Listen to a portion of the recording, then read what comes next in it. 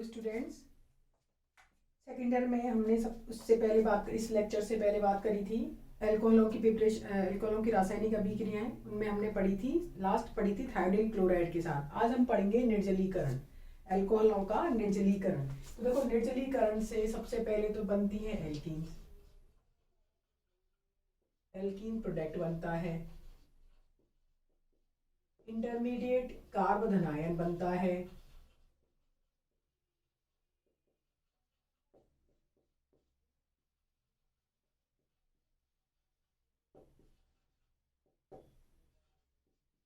C+ बनता है,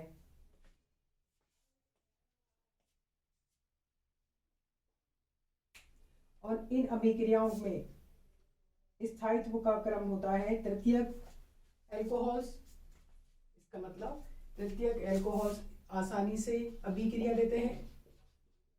उसके बाद secondary alcohols and then 1 degree alcohols.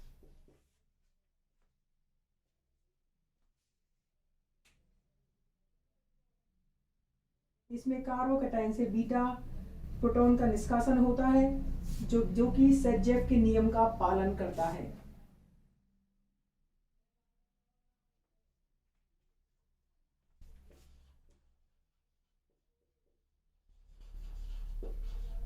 सेजेफ rule का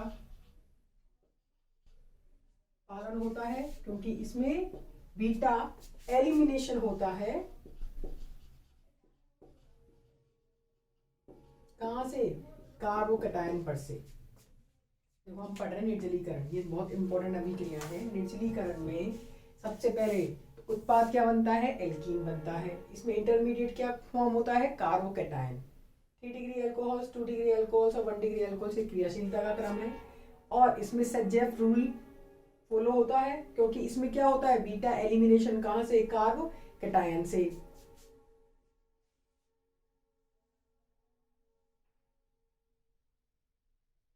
अगर बात करें अभिक्रिया की, जैसे हमने लिया है 1 प्रोपेनॉल, तो 1 प्रोपेनॉल सांद्र H2SO4 की उपस्थिति में 1 प्रोपेनॉल कंसंट्रेट H2SO4 की उपस्थिति में निर्जलीकरण का मतलब क्या है? निर्जलीकरण मतलब जल का अणु का निकलना, और इससे बनता है 1 प्रोपीन। इससे बनता है 1 प्रोपीन।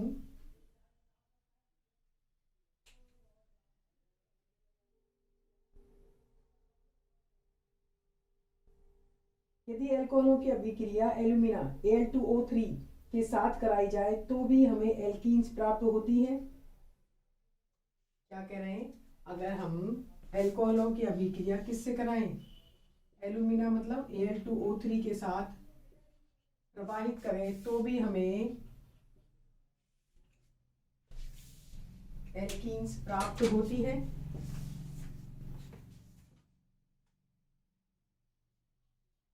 वन प्रोपेनॉल से क्या मिलेगा? 1 प्रोपीन या प्रोपीन, सॉरी। अगर बात करें, हमने इसमें 2 डिग्री एल्कोहल्स, तो 2 डिग्री एल्कोहल्स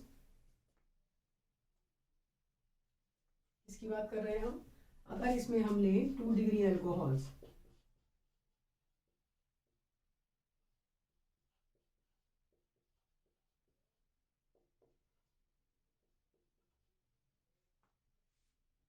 अभिक्रिया कराएं Al2O3 से,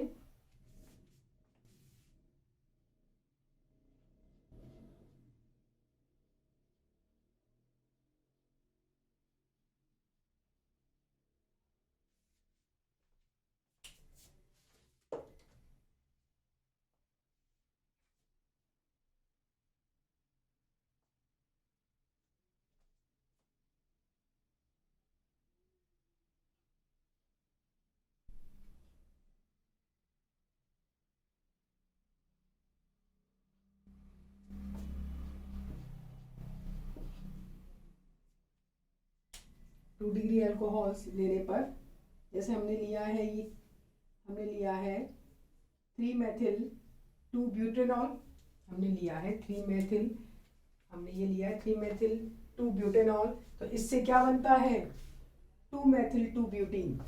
क्या बनता है 2 मेथिल 2 ब्यूटीन। ऐसे ही अगर हम अभिक्रिया कराएं 3 डिग्री अल्कोहल्स की, तो 3 डिग्री अल्कोहल्स की अभिक्रिया Al2O3 के साथ कराने पर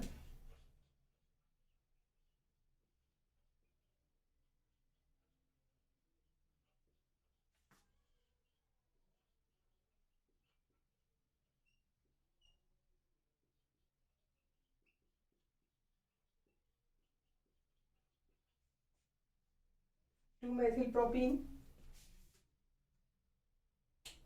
हम बात करेंगे इस अभिक्रिया की क्रियाविधि की।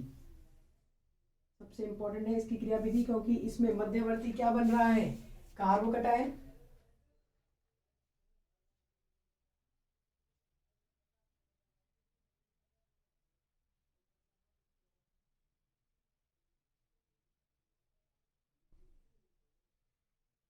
अगर बात करें इसकी क्रियाविधि की,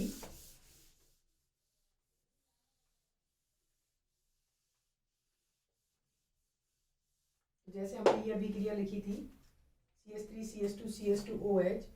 बात करें मैकेनिज्म की,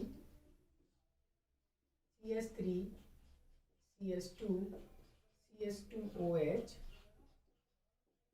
अभिक्रिया किस में करा रहे हैं कंसंट्रेटेड H2SO4 या Al2O3। ये H प्लस क्या करेगा, ये H प्लस जहां इसको इलेक्ट्रॉन्स मिलेंगे वहां जुड़ जाएगा। इलेक्ट्रॉन्स किसके पास है ऑक्सीजन के पास।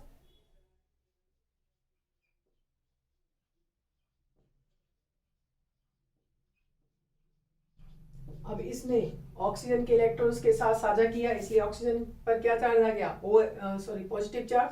अब यहाँ से ये वाटर की फॉर्म में बाहर निकल जाएगा और क्या बन जाएगा मध्यवर्ती कार्बोधनायन। ये बन गया मध्यवर्ती कार्बोधनायन। यहां से एक हाइड्रोजन बाहर निकलेगा प्रोटॉन के रूप में। यहां से अगर यहाँ से एक हाइड्रोजन प्रोटॉन के रूप में बाहर निकलेगा तो यहाँ पे क्या चार्ज आएगा माइनस, और ये माइनस और प्लस मिलके क्या बना लेंगे बंध बना लेंगे। ये है हमने 1 डिग्री अल्कोहल्स की क्रियाविधि।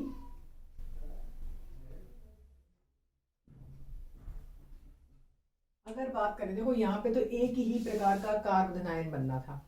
अगर मान लो कहीं कम स्थायी कार्बोधनायन बन रहा है और वहां अधिक स्थायी कार्बोधनायन बनने की संभावना है, तो हम अधिक स्थायी कार्बोधनायन बनाएंगे। जैसे मान लो ये अभिक्रिया है CH3CH2OH।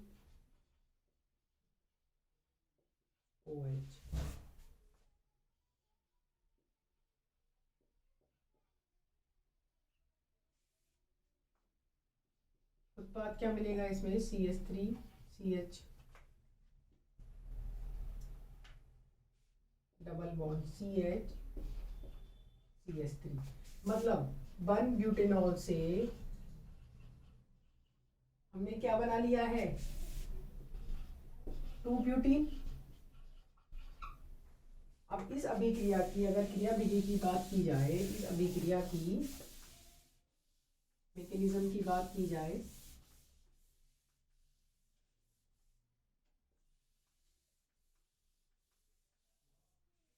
इसकी मैकेनिज्म की बात करें तो यहाँ कम स्थायी से अधिक स्थायी हम कार्बोधनायन बनाएंगे CH3CH2CH2OH। सेम मैकेनिज्म है।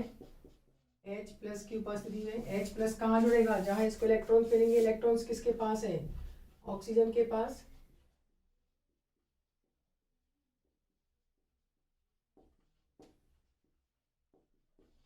ये यहां से क्या होगा एक वाटर का मॉलिक्यूल बाहर निकल जाएगा। बाहर निकलेगा तो क्या बनेगा CH3CH2 1 डिग्री कार्बोकैटायन। क्या बना है यहाँ पर 1 डिग्री कार्बोकैटायन। और हम जानते हैं यहाँ पर अधिक स्थायी कार्बोकैटायन बन सकता है, बिल्कुल बन सकता है।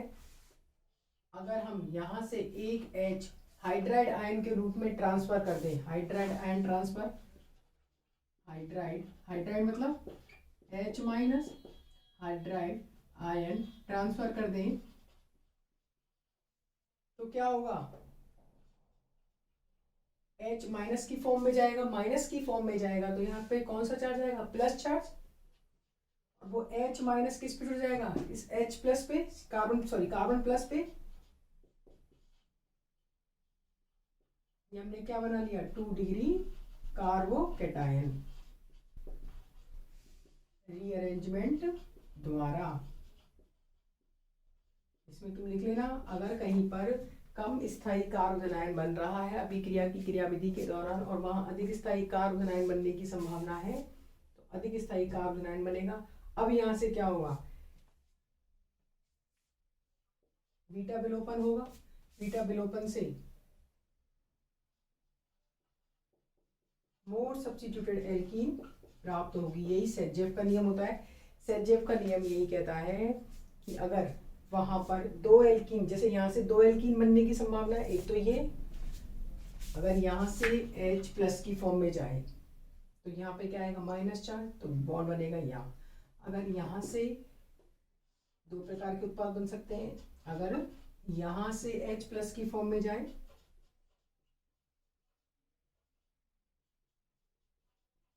तो ये बनेगा 1 ब्यूटीन और ये बनेगा 2 ब्यूटीन। तो सेटजेफ का नियम कहता है जहां अधिक प्रतिस्थापी एल्कीन, मोर सब्स्टिट्यूटेड एल्कीन अधिक स्थायी होती है, इसीलिए मेन उत्पाद कौन सा होगा, 2 ब्यूटीन, जबकि 1 ब्यूटीन क्या होता है इसमें, माइनर प्रोडक्ट। इसी को सेटजेफ का नियम कहते हैं।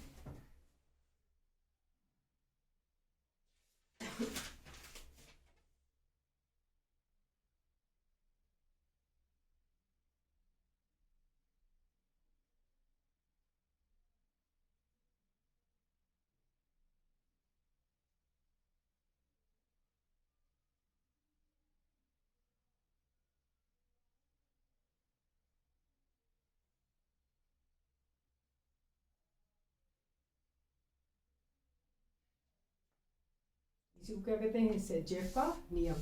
नेक्स्ट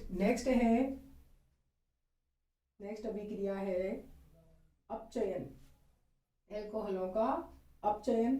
अगर एल्कोहलों का अपचयन, नेक्स्ट अभिक्रिया है अपचयन। हम पहले भी पढ़ चुके हैं, एल्कोहलों के अपचयन से क्या बनते हैं, एल्केन्स। अगर एल्कोहलों का अपचयन रेड फास्फोरस तथा HI के साथ कराया जाता है, रेड फास्फोरस तथा HI के साथ कराया जाता है तो एल्केन्स बनते हैं।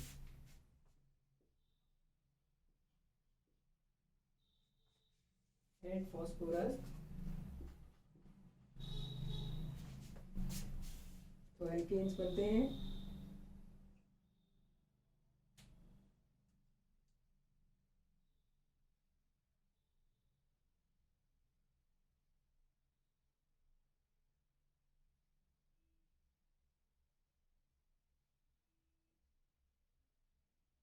नेक्स्ट है लास्ट अभिक्रिया, हेलोफॉर्म अभिक्रिया।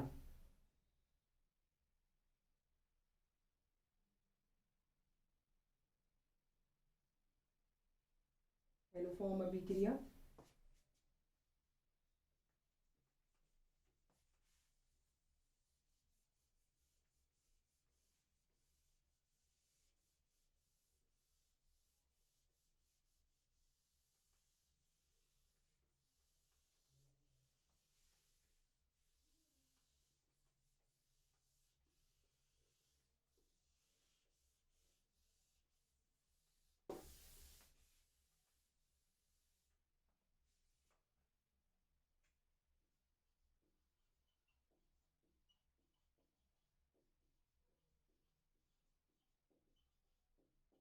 हेलोफॉर्म अभिक्रिया, तो हेलोफॉर्म अभिक्रिया वे अल्कोहल देते हैं जिनमें ये समूह पाया जाता है। हेलोफॉर्म अभिक्रिया वे अल्कोहल्स देते हैं जिनमें ये समूह पाया जाता है और ये अल्कोहल्स क्षार की उपस्थिति में हेलोजनों से अभिक्रिया करके हेलोफॉर्म बनाते हैं। इस प्रकार के एल्कोहल्स हेलोजन से क्रिया करके हेलोफॉर्म बनाते हैं। हेलोजन से क्रिया करके क्या बनाते हैं? हेलोफॉर्म्स। इसीलिए इन अभिक्रियाओं को हेलोफॉर्म अभिक्रियाएं कहा जाता है।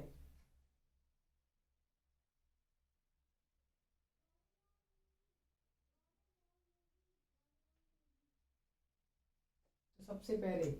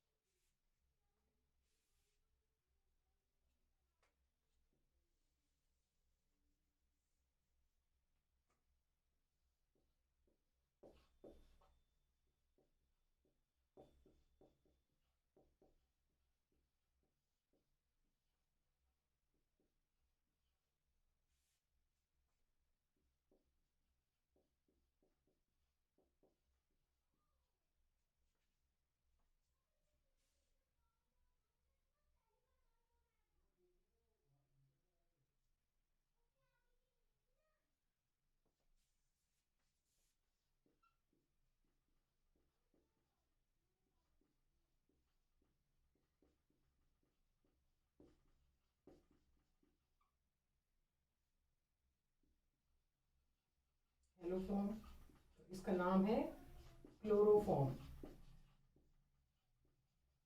इसका नाम क्या है? क्लोरोफॉर्म। हमने क्या लिए हैं? द्वितीयक एल्कोहल्स।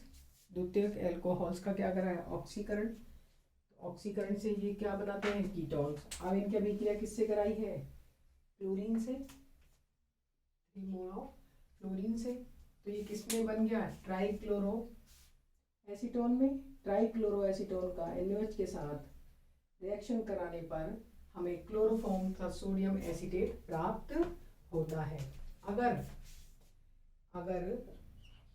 यहाँ पर Cl2 के स्थान पर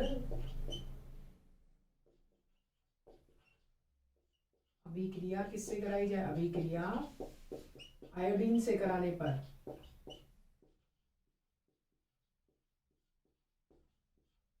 हमें आयोडोफॉर्म प्राप्त होता है।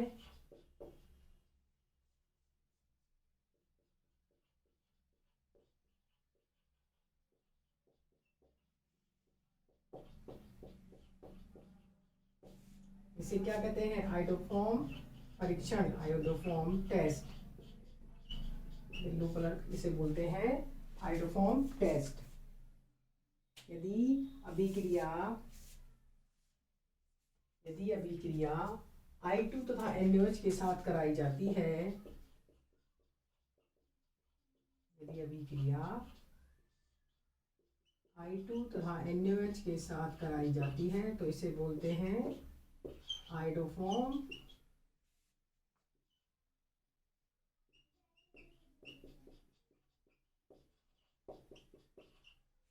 टेस्ट। इसको बोलते हैं आयोडोफॉर्म टेस्ट। ये येलो कलर का कंपाउंड, येलो कलर का आयोडोफॉर्म हमें प्राप्त होता है।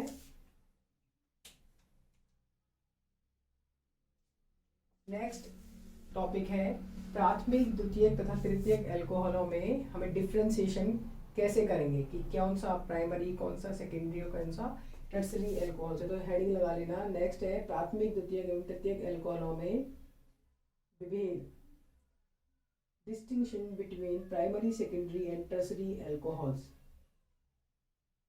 विक्टर मेयर परीक्षण पढ़ेंगे नेक्स्ट क्लास में पढ़ेंगे। नेक्स्ट क्लास में हम क्या पढ़ेंगे?